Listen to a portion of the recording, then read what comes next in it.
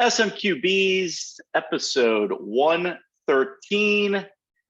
We got a lot of shit to talk about, but 113, guys, who was the 113th pick in the draft? Does anybody know? Nope. That be the third Nope. round? It was the third round. No, I think actually fourth round. Fourth round. There's 30 picks. 32, 96. 32 picks, right? 32, So mid fourth round. Oh, I have no idea. 96. All right, I'll give you the yeah. team. It's Mr. B's former team, Atlanta Falcons. Was it Stetson Bennett? No. They didn't take Stetson Bennett. The Rams did. The Rams took him. He sucks. Wow. What position? Okay. He's a corner. 5'9", 184 pounds, from Utah. No way. He had 24 tackles, 12 passes defended, 6 INTs, 2 tackles for losses. He was a unanimous All-American, first team All-Pac-12, team captain, and led the Pac-12 in INTs. We are talking about one Clark Phillips III. He's personally responsible for people thinking Anthony Richardson is any good. That is your number 113th draft pick. So, look, we're going to get into to the draft for sure. But should we start off with a little NBA playoffs? We're coming to you guys a little early this week. We got Sunday hoops going on right now. Rooster, what's going on? It looked like it was going to be a barn burner, but experience showed up in the second half for Golden State, and they're running away with it. Were they up like 20? Might I say that the Kings are not ready? Oh, stop it! For prime time. Stop it! They would have beaten half the teams. Yeah, they were very evenly matched. The Kings should be proud of themselves. They're a great team, and like I said, I think experience just showed up in the second half of this game, and they're putting them away. Win one game at home in the last 3 games, and you're going to the next round. Seth Curry's got 45 points. Steph Curry. Yeah. Steph Curry, has 45 points. Unbelievable. He's cooking. Comeback for them because they were looking pretty rough until the end of the first when Clay made that 4-point play. He looked like he might be sitting on the bench for a good part of the second half. I don't know. This is an interesting point though that Pope makes about them not being ready for prime time. I mean, they're out in the first round, right? They're out in the first round, right? Yep. So why do you say they're a great team? I don't know. I mean, they're playing the defending champs, and they take them to 7 games, and they played the first half like they were going to win that game. I think they just need a little more experience. Agreed. Right, which is exactly my point. Yeah, they're not ready. They're not ready yet. More experience next year. I would expect them to advance. They're playing. It's not a bad thing. Here's the cool thing about the West. We could probably come to agreement that since Michael Jordan retired, other than Kobe, the 3 players who have led the NBA have been LeBron James, Kevin Durant, and Steph Curry. It's hard to think of others who would be higher than those 3 guys. Right. And all Kobe, Shaq, I mean, those guys. Yeah. And all 3 of those guys are going to be remaining in the playoffs with LeBron and Steph facing each other. I mean, that is going to be incredible. And I think Sacramento put together a hell of a run. They have a very, very talented team. They needed more playoff experience. I'm sure we'll get to the Knicks Heat game in a second. I think we saw something very similar there today as well. And I think they're ready for prime time, but their prime time they were going up against was Steph Curry and Klay Thompson and the defending world champions. Yep. And, as we predicted when we first started talking about the NBA playoffs a couple weeks ago or so, teams don't want to face this current iteration of the Lakers. And here we are, Lakers Warriors in the second round. Unbelievable. After the start of the year the Lakers had. But, again, experience counts. And when you're a young team and you want to show up and run your mouth at somebody like LeBron, that's just a really dumb idea. And AD and LeBron pulled it out. They're going to be a tough match for Golden State. Who knows what's going to happen? That'll be another great series. I predict. I don't know who's going to win that. We don't talk about the Nuggets enough. House brought this up last episode. They handed it to Phoenix in game one of the second round, and made them look like a team that doesn't know how to play together quite yet. Jamal Murray was the best player on the court for that game. Unbelievable. I didn't realize the Nuggets were this good. You know, you don't see them much on the East Coast. They look strong. Rooster, wasn't that your concern about the Suns, that they may not have enough time to gel together to make a long run? I think that I'm starting to think Monty Williams is an overrated coach. And sometimes I think that about Tibbs too. How many times did you see KD standing alone on the 3-point line, hoping someone would pass him them? And Booker's, putting his head down and going 1-on-3 and losing the ball. And they're not running any plays for KD in that game. There's no movement in that offense. I don't know what the hell Chris Paul's role is right now in that offense. He's also standing around watching Booker dribble the ball. It's just bad game planning. I don't understand it. You have one of the best players on the planet standing around, not getting plays run for. Makes no sense to me. Yeah. Well, I think Denver is a team that, sort of like all year people were like, well, Denver's good, but they're looking like they're maybe head and shoulders above their competition. Right. I mean, they're like really great, actually. Well, I mean, now there's a lot of hoops to be played in that series, and you do have guys like Durant who who've been there and know how to win. But I mean, maybe Denver is really literally just heads and shoulders above everybody this year. And they're healthy. Some reporter asked KD, "Are you down about losing game one?" And he's like, they're the number one seed for a reason, and they've got a 2-time MVP on their team. Of course, I'm not down. We just need to come back. We just need to play better. But again, Jamal Murray played better than both of those guys, Jokic and KD in that game. He was unstoppable. He was like a few years ago during the bubble playoffs. I mean, if you buy that the Nuggets aren't as good, as you think they might be right now, the West is just wide open. They lost their second and third seeds. I mean, it's going to be a shootout. Yeah. Well, I mean, the Lakers, Rooster, you touched on it. I've got the background up, but I mean, they put just an ass whipping on the Grizzlies to close that out at home the other day. I mean, that was just pure, shut the fuck up, you newbies who are just coming to the party. Right. Good luck in the future. But I mean, they just, and that's why guys like Dylan Brooks have to just, keep their damn mouth shut. I'd forgotten. Did you see the thing going around social this week that Brooks was the kid in college who took a late 3 when they were closing out Duke in the tournament? Yep. And Krzyzewski pulled him out of the line and basically said to him, "You're a better player than that. Don't be that guy." Oh, that's right. That's right. Apparently didn't take. Yeah, those spots didn't change, right? Because he's doing the same thing, and he was virtually not on the court during that last game, it seemed like. So and then the irony is, after all that talking he did, he just got fined for refusing to speak to the press. Right after the loss. After the loss, he walked out. That's a real bitch move. You run your mouth, when things are going well, and then when things don't go well, you go running home to mommy or whatever. So he's a big fucking loser in my book. Ja Morant stated the obvious after that series loss, saying that his off the court antics distracted his team at the end of the year. He needs to look up to a guy like LeBron. I know some of us like to give LeBron a hard time on this show, but you think about the fact that he's been in the league 20 years.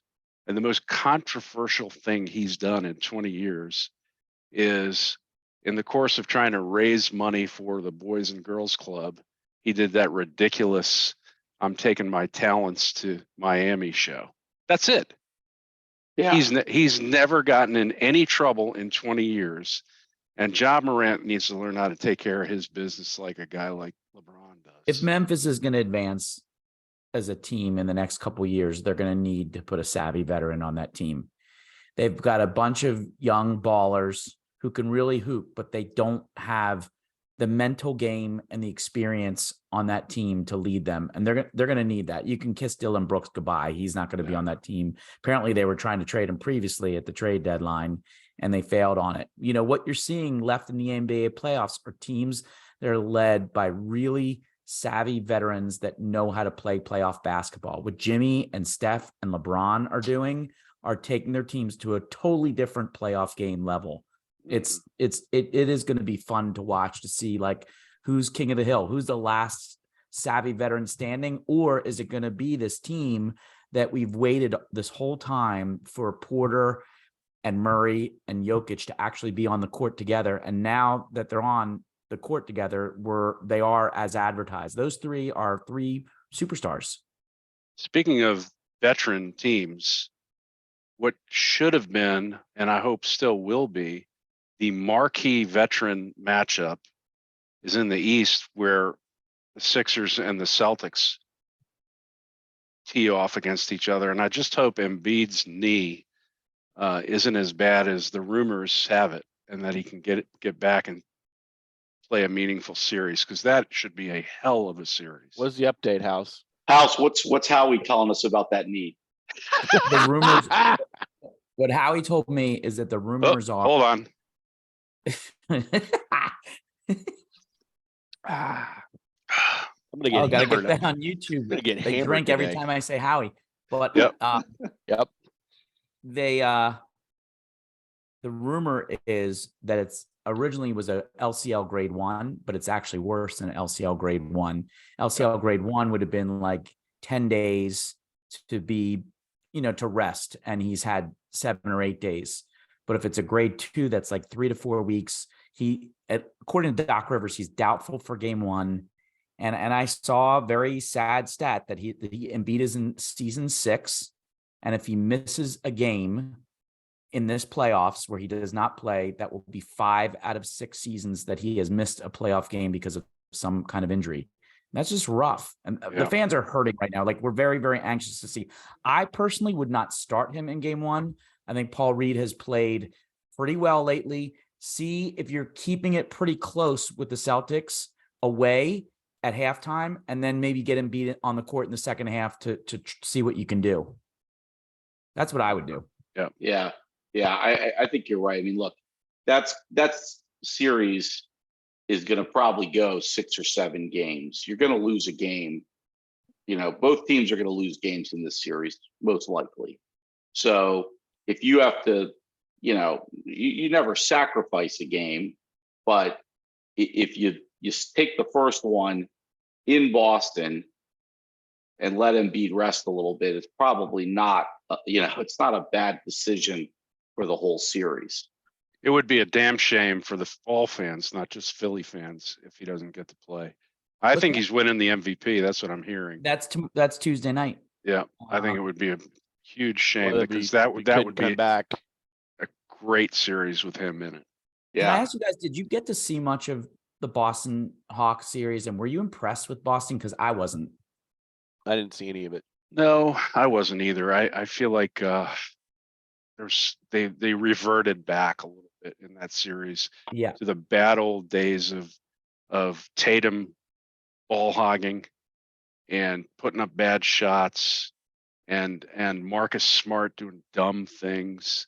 If they can get back to the way they were playing the last part of the season, I wouldn't be worried about them at all. But they definitely reverted to some bad habits in the Hawks series. But, the Hawks do that, right? The Hawks are like a little bit of a agitator team for some reason. I don't know. They seem to have that effect on good teams, right? It's like they get under their skin, or they get them out of their game plan for some reason. I don't know why, but they just seem to be able to do that to teams. So I also agree with Bill Simmons, who's bitching about the fact that his beloved Celtics have a coach who's basically going through on-the-job training right now and is not making the best decisions. I mean, the guy looks like a deer in the headlight in certain games, and I don't know, his rotations are weird. White, their guard, White is playing way better than Smart, but he keeps Smart in for the majority of the game. But there's some weird stuff going on there. so based on that, they still have the the coaching advantage over Doc, though, huh? Yeah. I mean, I think if Udoka was the coach of that team right now, they'd be cruising. He's a really good coach, and they responded great to him. I know it's only been one round, but can you guys remember an NBA playoff performance like Jimmy had in the first round? Oof. Yeah, every year plays in the playoffs. Every year he's in the playoffs. That's what he carried does. that team on his back. 96 points in 2 games. I mean, this is insane. And think about this. They were a play-in team, and they lost their first play-in game to the Hawks. Right. And then he turned up the heat, so to speak. He said, "I got it. Yeah. Don't worry about it. I got it." And they knocked off what everyone thought was the number 1 team in the East. And without Oladipo and Hero.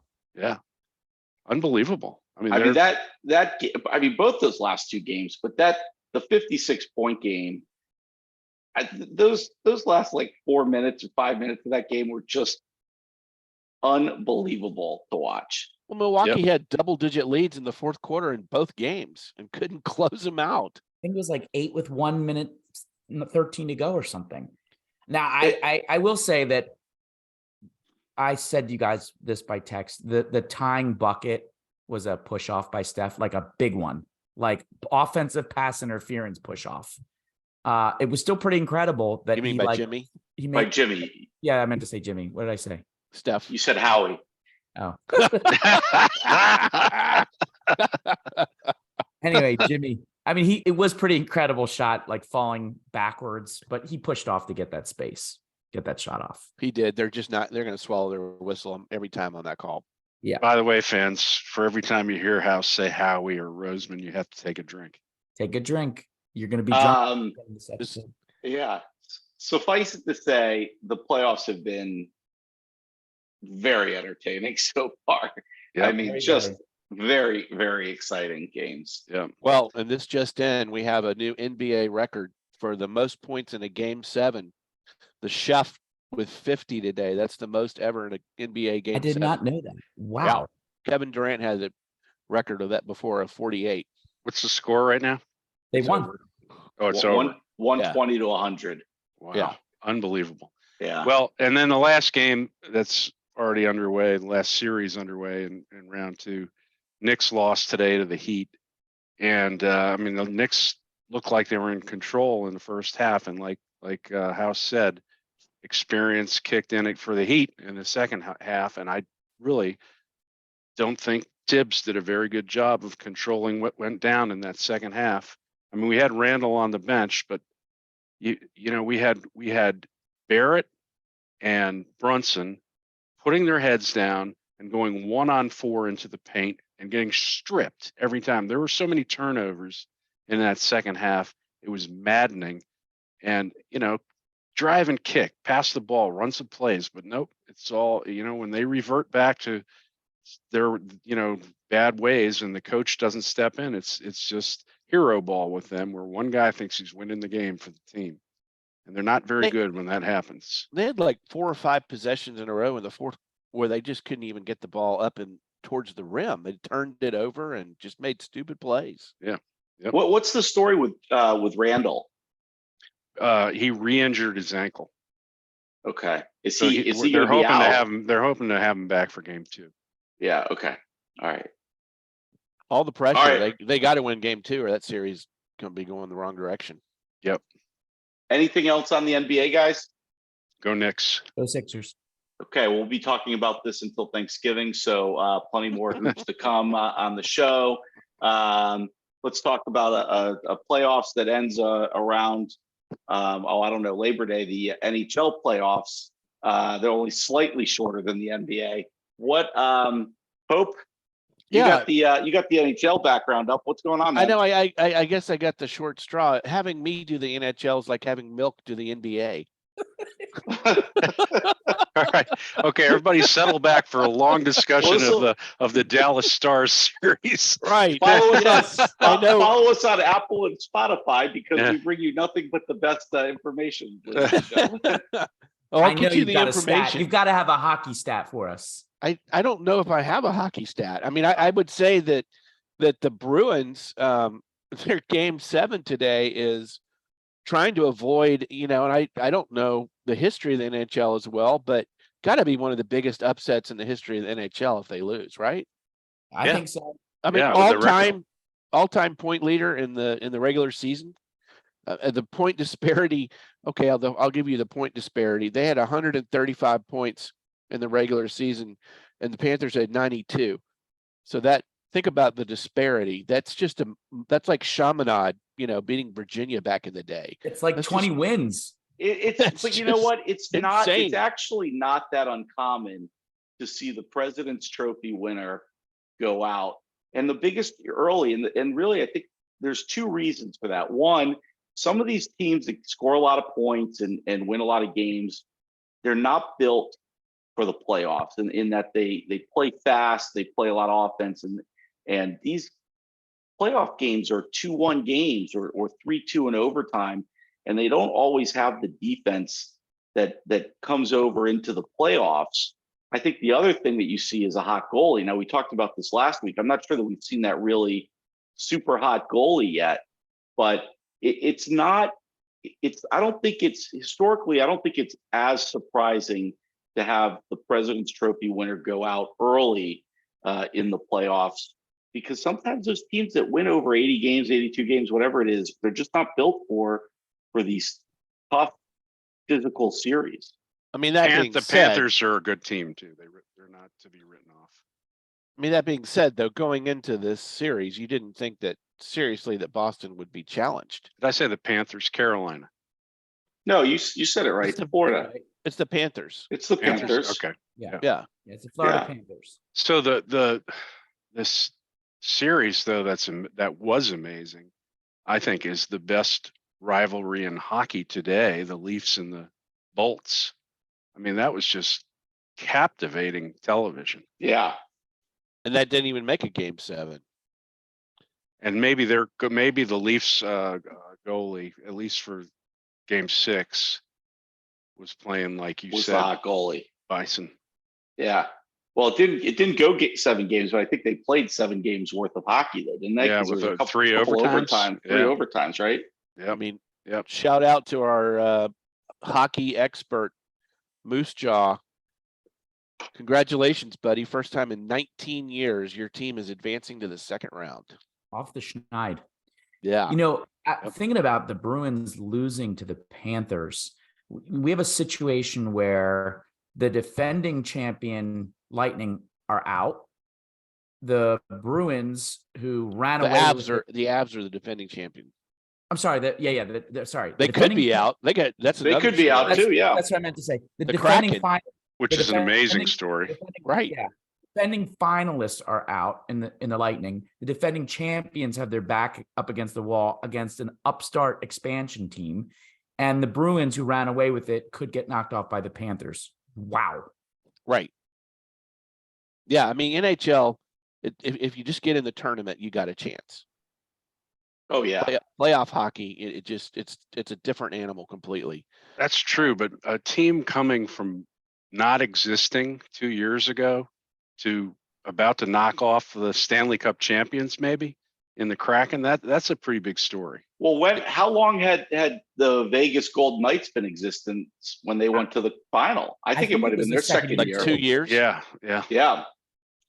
So the NHL does something right in how they do these drafts, The right? expansion draft must have a much better kick than most other leagues. Yeah. I mean, you So would it's think now, that the Avs and the Bruins are heavily favored to win their game 7s, but you never know. So it's Edmonton now versus Vegas. Right. Right. So who does Dallas get? The winner here? Dallas gets the winner of the Avs and Kraken. Okay. And we've assumed it'd be the Avs all along. And that's going to be a good series. They hate each other. They've had some great playoff series. And Dallas, our goalie Ottinger is getting close to the point where you could say he's starting to stand on his head. He had a phenomenal last 3 games against the Wild when they shut him down. Pavelski is going to be back. Dallas has just as good a chance as any to win the West. Okay, so the only Canadian teams left, right, are Edmonton and Toronto. All the other Right. are okay. Yep. Well, you got some of the, one thing that's kind of exciting about this is you've got, you've got McDavid, right, still playing. And then what's the kid in Toronto? Austin Matthews. Austin Matthews, right? Who had a great series. So you got a couple of the real superstars. I mean, those are guys who could be in the Crosby Ovechkin, kind of mold, except they're not playing each other enough really to have that kind of rivalry that those two did and do have. But it's exciting to have some of the real superstars, the young superstars, still playing. Now there's one other Game 7 we forgot about. Rangers Devils tomorrow. Yep. That'll close out the first round, and that winner goes against Carolina, who looked real impressive in the first round. Right, that's tomorrow. Yeah. So by Tuesday we'll have the first round wrapped up. Right. Right. Okay. Bringing us to Memorial Day, we'll have the third round getting ready. And by Halloween, we'll crown a champion. So that's good. Okay. Anything else on hockey, guys? If the Bruins win, they're playing the Leafs. That'll be a good one. Yep. Yeah. Good luck, Moose. All right. Okay. Let's talk about the draft. It steals the show every weekend. We've had unbelievable hoops and hockey playoffs going on, and still that all anybody wants to talk about is the NFL draft. House. So everyone else, still picture your beers are full. Cold. Before we talk about Howie, the greatest GM of all time, here's what's interesting, and whether Howie even matters, and whether we should be talking about the draft and whether the draft matters. I read something today that said that the Chiefs haven't drafted the Chiefs, Bills, and Rams, who are responsible for championship games and Super Bowls in the last few years, haven't drafted an all-pro player since 2017. Wow. I mean, that's a cool stat. Pretty nuts. I think it's fun. I think it's great television, particularly night number 1. And it's fun to play armchair quarterback and believe that we know more without having seen any tape whatsoever. And really all we're doing is analyzing what's on paper. But there were some pretty crazy things. And for me, I just want to focus on what I thought, setting aside this amazing Eagles draft that lots of people have talked about, and Eagles being, Georgia North now. I want to talk about the dumb moves, the ones that are leaving me scratching my head, particularly in the NFC North, where the Lions, Bears, and Vikings, I don't get it. So just to recap, the Lions had the 6th and the 18th pick. The Lions traded down from 6, where if they wanted a supposedly generational running back, they could have grabbed right there Bijan Robinson.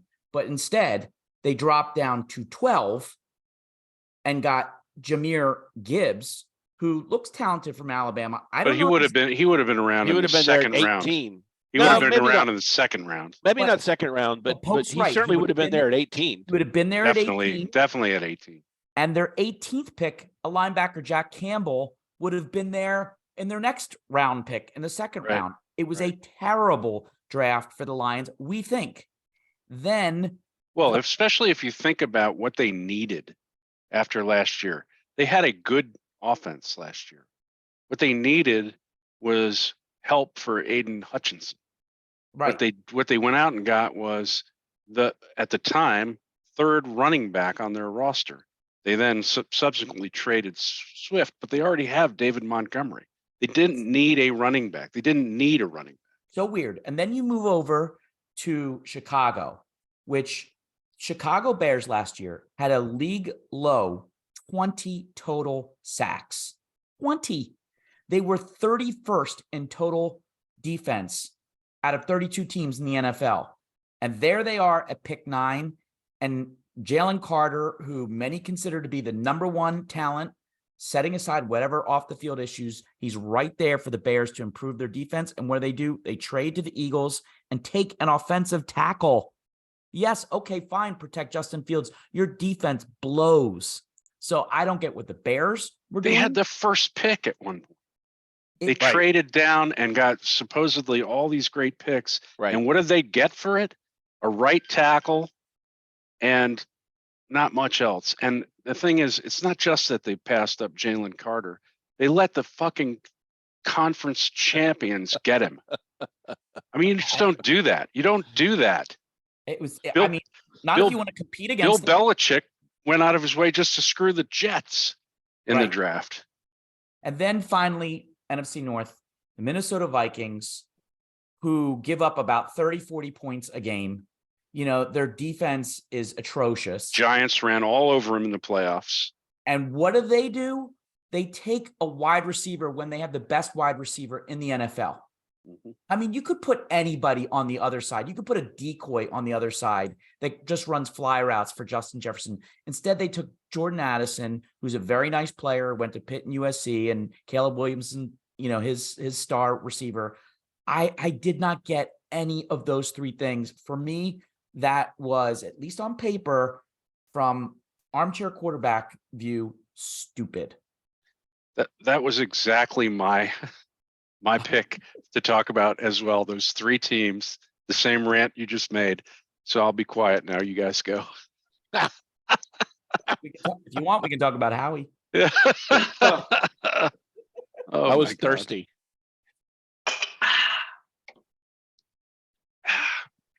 I want to ask Pope a question. Our way. Really trying to be as unbiased as you can. Do you believe that Bryce Young has what it takes to be a number 1 overall quarterback and a true NFL superstar that you build a franchise around? It's a tough question. And if it's a tough question, I would say no. You know, if you have to think about it. I mean, he's got the tools, he's got the brain. The question is, you know, what's his durability going to be? And, you know, I was analyzing the quarterbacks. That was in one of my questions. And, you know, the Panthers are an interesting team for Bryce to go to. So, you know, most quarterbacks who are drafted at the really high in the draft go to bad teams. So Carolina is not that far away from being a good team. So, you know, maybe Bryce has the infrastructure on the team that he can succeed early and have confidence. But I don't know if I'd bet, you know, I don't know between Stroud, Anthony Richardson. I'll talk about Will Levis too, but I'm not sure if I had the franchise number 1 pick, I would have taken a quarterback this year. I think it's possible that Bryce Young is both the offensive rookie of the year and has a short career. Sure. You know, I mean, We've it's seen that before. Yeah. I mean, Could be RG3. Griffin, RG3 injury. And RG3 was a little sturdier than Bryce Young. Maybe not as good as avoiding hits. So. Right. So, I mean, Bryce in college was slippery. He would be able to get out and away from taking the big hits. So but you know, NFL is a lot faster. So we'll see if he's going to be able to do that. But going on quarterbacks real quick, it as funny as it was, and God, watching Will Levis just melt down on draft night with his harem was so fun. The memes that were coming out. Do we know anything? Like, were those his sisters? One is his mom. The one with the long blonde hair was his Certainly, mom. Somebody better keep Zach Wilson away from her. Right, no kidding. Sure, right? No, it's the brunette who was on his arm. I think that's his girlfriend. Right. The brunette was his girlfriend. The Yeah. older looking one was his mom, and the other one was his sister. Yeah, but the memes about like when he wasn't getting drafted, and they put words in her mouth. Is Bryce single? Yeah, those were so Is mean. CJ single? But he could be set up to be the most successful of the quarterbacks, because we don't think Tannehill is a long-term solution in Tennessee, and I think he's happy to be going. I mean, it's not far from home. Nashville is that's a good place for him, and he's got a good team. I mean, he could step in and make an immediate impact this year. Well, his wallet's not happy, and Malik Willis is not happy. That's for damn sure. I mean, they got to figure out something. Is he really I gonna? think their confidence level in Malik Willis is not good. Yeah, I think he's already better than Malik Willis. Man, that was a guy just a year ago. Everyone was saying he could be the best quarterback in the draft. Everyone wanted him to be because he's such a wonderful person. But he played for Liberty University, for God's sakes. I mean, geez, come on. though. That's why it's so hard to put a lot of weight in these things, though, right? But how funny was it that the day before the draft, all of a sudden the rumor mill was that Levis was going to be a top 5 pick, and that there was some confidence level in his family that Carolina was going to pick him. Right. I mean, it's like they basically created their own hype, and then when he had the green room meltdown because nobody picked him, I mean, they created that own problem. People respond so much to these rumor mills. The same people who were convinced the Colts were taking him are now like, oh, he shouldn't even have gone in the second round. I mean, people are idiots. I think the Colts should have taken him. Anthony Richardson has not done a damn thing to prove himself, and Levis has. Yeah, I mean, the Colts went all in with a 4 pick. I thought that was surprising. I mean, I understand the upside, I guess, but that seemed like a reach to me.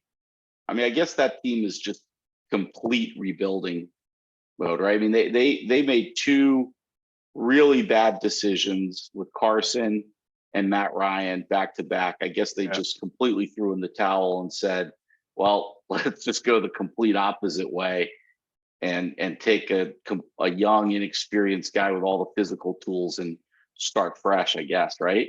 I wonder if they were hoping that CJ Stroud was going to fall to them. I don't know. Even so, I don't know. I would take Levis over Richardson. Yeah, we haven't talked about CJ yet. I was obviously surprised that Texans traded up to get him. Massive gamble what that team did with the second. Well, there's 2 ways of looking at the draft, right? There's who got the headlines, and then who went in with a plan and accomplished what they want to. Now, that's not to say that you can't have both of those things, right? You can get some headlines and accomplish what you need to, but there's a lot of teams that nobody's really talking about, and the prognosticators and Mel Kiper and whoever want to just say, they had a B draft, or they had a B- draft, or whatever. Well, that's built on a bunch of bullshit in a lot of ways, right? You go out and fill your needs and build. I mean, look, Washington's a good example. Washington has pretty good weapons on offense. The quarterback situation is going to be a little dicey, but they needed offensive line help, and they got 2 or 3 offensive linemen. I thought you only got 1 in the draft. No. They got a couple. They got a center and a tackle. Okay. I think at the end of it all, I think they got a center and a tackle. That one of them they think could play guard too if necessary. So and they needed a tight end. They got a tight end. They needed secondary help. They got secondary help. The only thing they didn't do was draft a quarterback.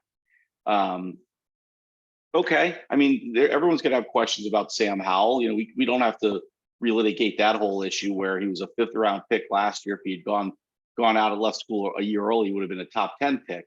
So who knows what's going to happen there. But my only point in raising that is you can have those sort of under the radar drafts and have a really good successful draft. We won't know about Washington for a year or 2. We won't know for most of these draft classes for a year or 2.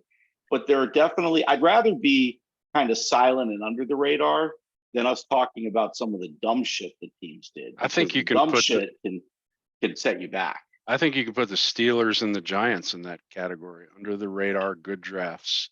And I think you could say for the Eagles, they had both.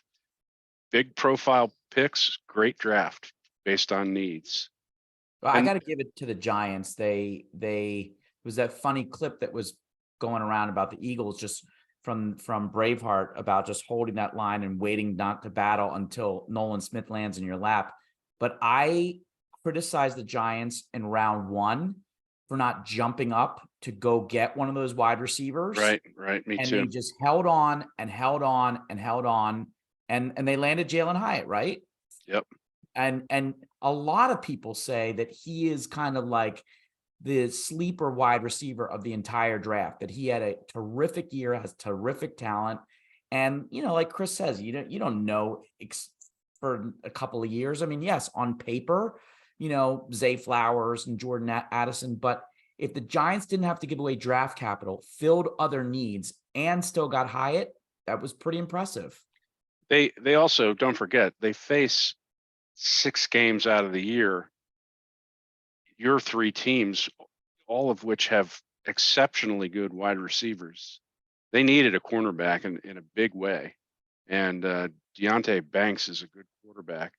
I still wish they had jumped up and taken somebody like Jackson Smith and Jibo or Quentin Johnson or somebody like that. But in the end, it's probably better the way it turned out. You're right, with Hyatt in the 2nd round or 3rd round. They got Hyatt in the 3rd round, and John Jacob Jingleheimer Smith in the 2nd round.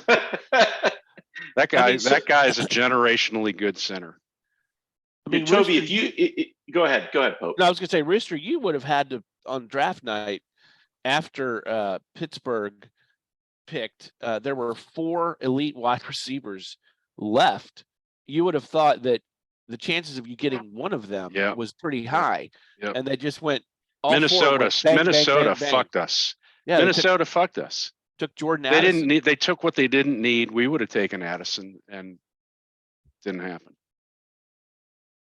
Yeah, I mean, I was surprised the Chargers took Quentin Johnson.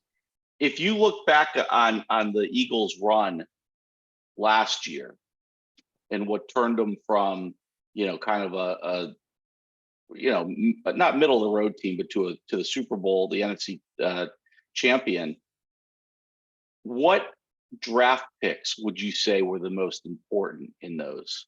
Well, recent draft picks, it would be Devontae Smith and Jalen Hurts, which is. And what round was Jalen taken in? Second.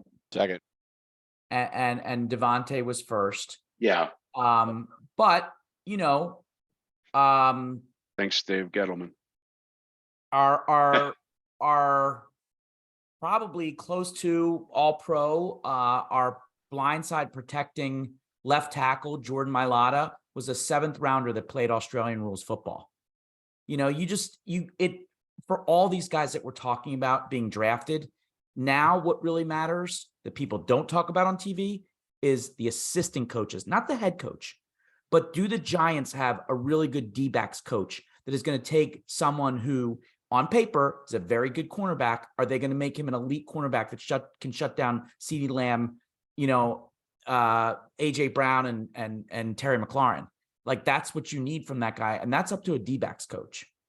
Yeah, I mean, besides the coach, I mean, you're right. My point on this is, if you want to have a long sustained run of being a Super Bowl contending team, you have to hit on some of these mid-round picks, because that's how you roster build, so that you don't have to go out and spend all your cap money on 3 or 4 people. You've got to hit. And unfortunately, as much as everybody on ESPN and NFL Network and whatever other network, you just don't know what those guys are going to do in the middle rounds. And to House's point, they're going to get coached up. Some of them are going to succeed, some of them aren't, but it's just really hard to know. But you have to hit on those mid-round and late-round picks to really build out a full roster because of the salary cap. Well, the guy who led the Big 12 in yards per carry last year went in the 5th round to the Giants. Right. It's been since Donovan McNabb went to the Super Bowl and Peyton Manning won a Super Bowl, that quarterbacks taken 1-2 have done anything. Here's your list of quarterbacks that went 1-2 before Bryce Young and CJ Stroud. Trevor Lawrence, Zach Wilson. All right, maybe Trevor Lawrence, doubtful Zach Wilson. Jared Goff, Carson Wentz. I think we've seen enough there.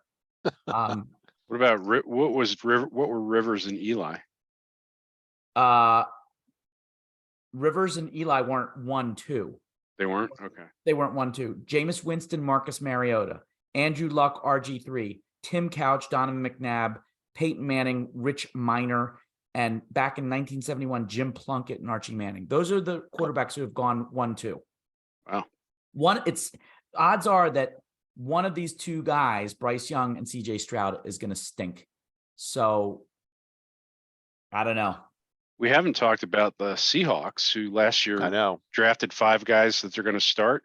This year, they've got at least 2 they drafted who will probably start and be stars. The cornerback from Illinois, Witherspoon, is, pretty not there are no guarantees, but everybody predicts he's going to be a stud cornerback. And Jesus, they just added Jackson Smith and Jiba to that receiving core. I mean, my God, that's going to be high flying offense in Seattle. If Geno can do it, run it back and do it again.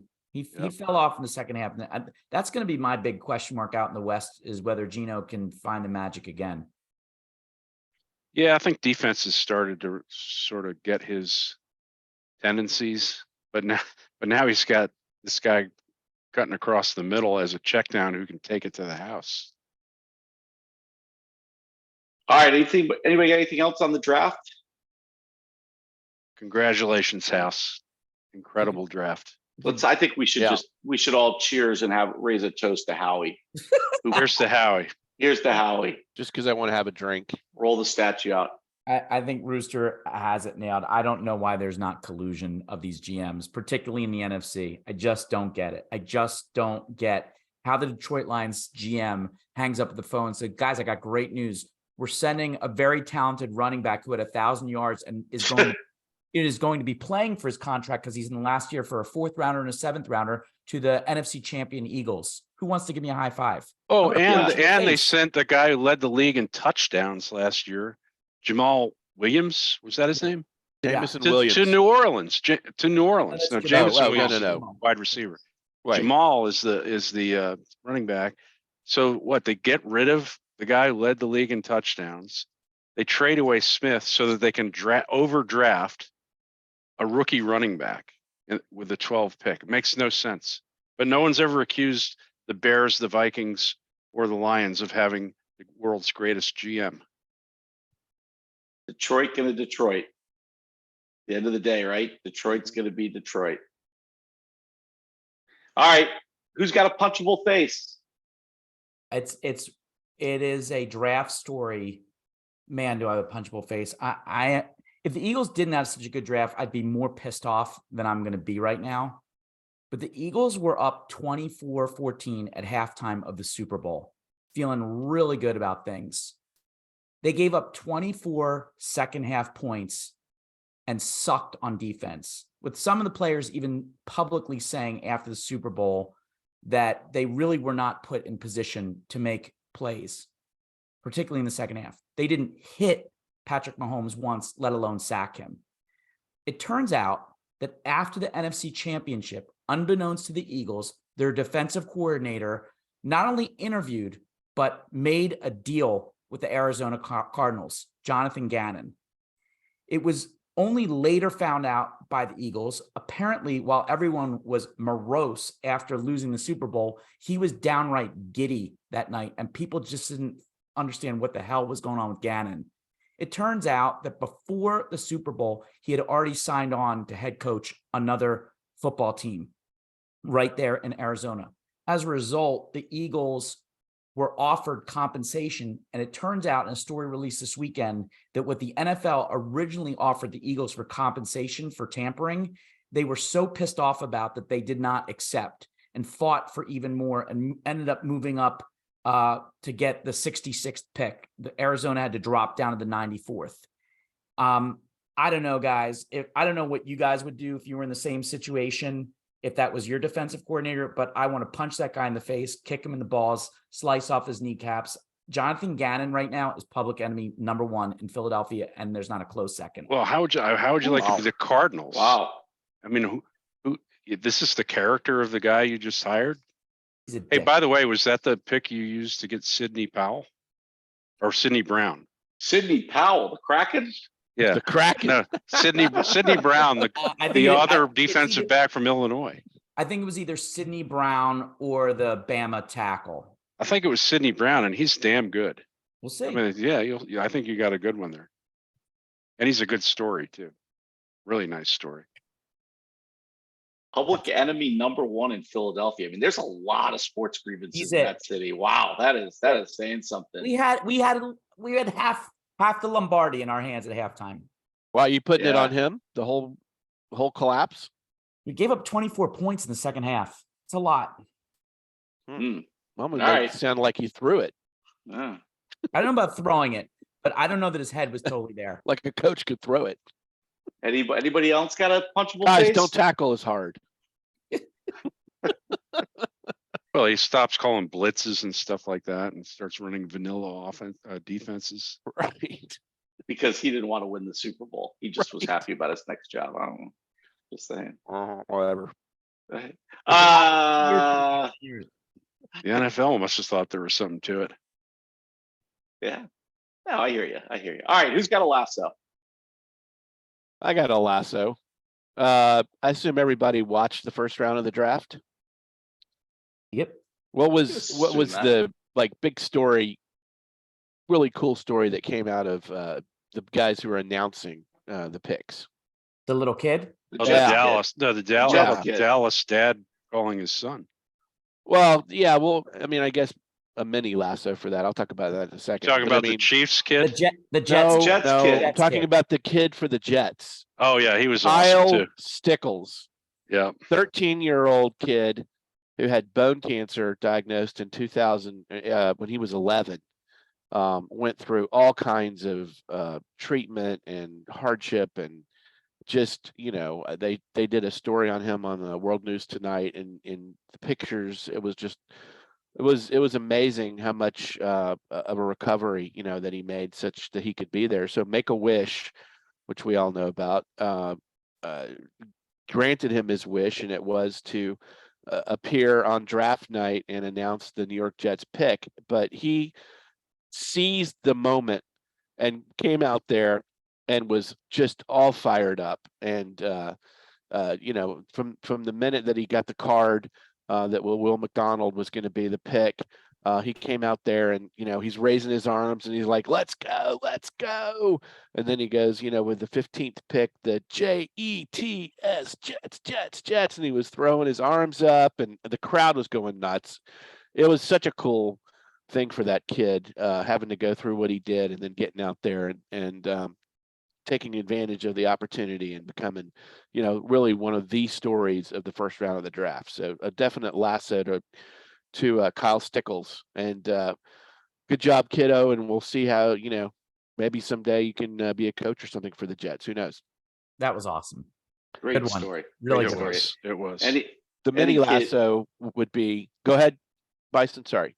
No, I was just gonna say any kid who's rooting for the Jets deserves a lasso though for hanging in there. So And I guess a mini lasso to Deuce Vaughn from Kansas State, who got drafted. His dad is a scout for the Cowboys, and he got drafted in the 6th round. I mean, he's actually I have him down as a potential surprising pick for doing well, much better than people think. I mean, he's 5'5". He's like a scat back, kind of like a Darren Sproles, but he's quick. He actually led the NCAA in all-purpose yards last year, so he's he's definitely got potential. And it was just a cool scene in the Dallas draft war room when they found out that dad found out that his son was going to get drafted by. Well, the he got to Cowboys. call him. His dad got to call him and tell him he said, "Would you like to come to work with me on Monday?" Yeah, it was cool. We do a lot of things really bad in Dallas, but that was not one of them. All right. Any other Good luck. lassos? All right. Buzzer beaters. Who's got one? I got have one. You go first. All right. Well, listen, we when we previewed the Formula One season this year, we talked about the fact that those Red Bulls, they just look to be so much faster and so much better than any other car that it kind of looked like one of those seasons where there might not be much drama at the top unless, and the SMQB said this, unless Checo Perez could make a run at it. And after the Azerbaijan Grand Prix this morning, excuse me, and sprint, we have a race at the top after 4 races, 6 points separating Verstappen, who's in first, and Sergio Perez. And that's heading into Miami next weekend, which is a Sergio Perez specialty, a little bit of it's not really a city circuit, but it's sort of set up like one. It's kind of a weird little course. So, and we'll have 3 of our SMQB correspondents live to report on the drama. Yeah. So that's we called it at the beginning of the year. We said the only drama we might have in F1 is if there's a little Red Bull on Red Bull violence, and it looks like it's getting close to that. And of course, we can't talk F1 this week without addressing the rumors of Fernando Alonso and Taylor Swift dating. So that's boy, hot. I like that. That's slightly disgusting. How old is she? She's promise that's not going to become our she's like, music. is she 20 yet? Oh, my God. Yeah. She's in her mid-30s, I think. Rooster, you're dating yourself. You're dating yourself. And he's like 104. He's 41. He's 41. It's gross. He looks like 104. He's young enough to be your son. No. But he drives a cool car. Yeah. And he's doing well. I mean, he got a 4 today, and he was hounding Leclerc for a P3. She's 33. All right, House, you got a buzzer beater? It'll make for a good song someday. Yeah. So, in our little world of, I prepped you guys a couple weeks ago to make sure you watch the end of the season of Premier League because it's getting really good. And sure enough, this past week, when Man City put a beat down on Arsenal, and then after today, Man City has officially moved into the lead, and I think it's going to be theirs to lose now. It was an incredible collapse by Arsenal, but the story, which we have not talked about all season long, but we should today, is a guy we've really not seen a very long time in professional soccer, is Erling Haaland. Today, he tied the record for the most goals ever scored in a Premier League season with another goal today. He has 50 total goals since joining Man City just last year. And the all-time record is there are 9 games left. He's got a total of 10 potential games left if they run the table with everything, including going all the way through champions. So he has 10 games he could still play with Man City. And within his sights is the all-time over 100-year-old record of 63 goals in one season by Dixie Dean of Everton. And it is within the grasp of Erling Haaland, who has 50, and we'll see what happens. But the guy he's a machine. He is a complete machine, and it's kind of fun to watch, even though he's my rival of Man U. What's going on with, I can never pronounce his name, De Bruyne? De Bruyne? Kevin De Bruyne? Yeah. Is he hurt? I don't or think were they so. just resting him? He didn't play at all. Yeah. Oh, I didn't know about that. I think he's okay. He didn't play at all today. Is the season over? There's 5 or 6 more games depending on the team. There's 38 games. 38. Okay. I thought it was 33. 33, a couple through 32. Okay, I thought there was 33. Okay, so 38. All right, anybody got another buzzer beater? Yeah, I have a sad bit of news that was just announced. Milk's team, the Bucks, defensive player Shaq Barrett's 2-year-old daughter drowned today. Oh my God. Oh, yeah. It's really awful. I saw that. Really sad. Thoughts go out to Shaq Barrett. Terrible. And finally, I'm just going to say this. Mark my words. John Michael Schmidt will be the next Mike Webster. the next Jason Kelsey, you mean? Mike Webster. Let's hope he's not the next Mike Webster, because Well, Yeah. during his Didn't career, end well. during his career. Yeah. All right, guys. all right. Have a great week. Go Have a Sixers. great week. See you guys. See ya.